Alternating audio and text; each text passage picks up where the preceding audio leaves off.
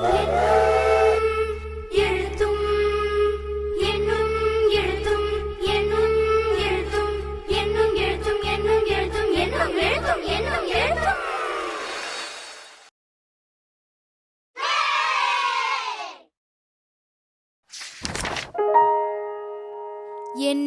எழுத்தும்.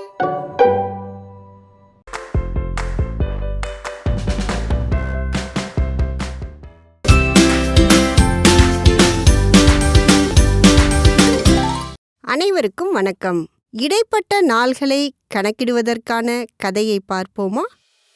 அன்று பிப்ரவரி 23ஆம் தேதி சனிக்கிழமை. அனிதா அயர்ந்து தூங்கிக் கொண்டிருந்தாள்.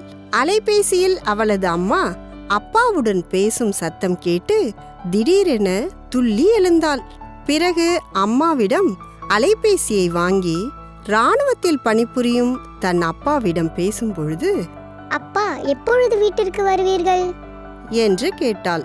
அதற்கு, இன்னும் 7 நாட்களில் உன்னை காண விரைந்து வருவேன் என்று கூறினார் அப்பா. அப்பாவின் வருகையை கேட்ட அனிதாவிற்கு மிகுந்த சந்தோஷம். சில நாட்களுக்கு பிறகு பிப்ரவரி 29ஆம் தேதி அன்று அனிதா பள்ளிக்கு சோகமாக சென்றாள். அனிதா சோகமாக வருவதை பார்த்தவுடன் அவளது தோழி, அனிதா, ஏன் சோகமாக இருக்கிறாய் என கேட்டாள். அதற்கு, அப்பா என்னிடம் 23ஆம் தேதி அலைபேசியில் பேசும்பொழுது இன்னும் 7 நாட்களில் வீட்டிற்கு வருவேன் என்று கூறினார்.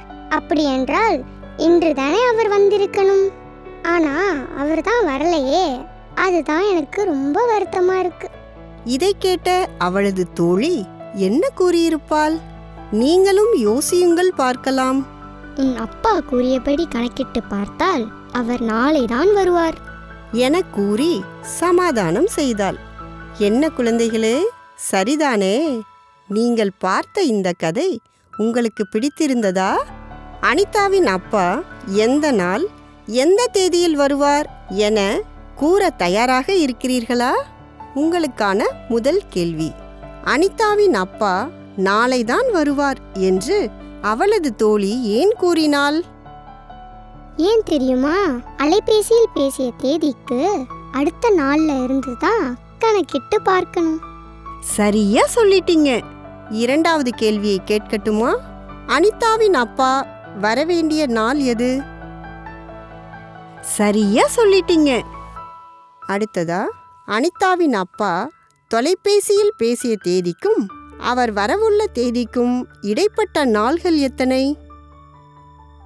சரியா சொல்லிட்டீங்க. கடைசி கேள்வியை கேட்கட்டுமா?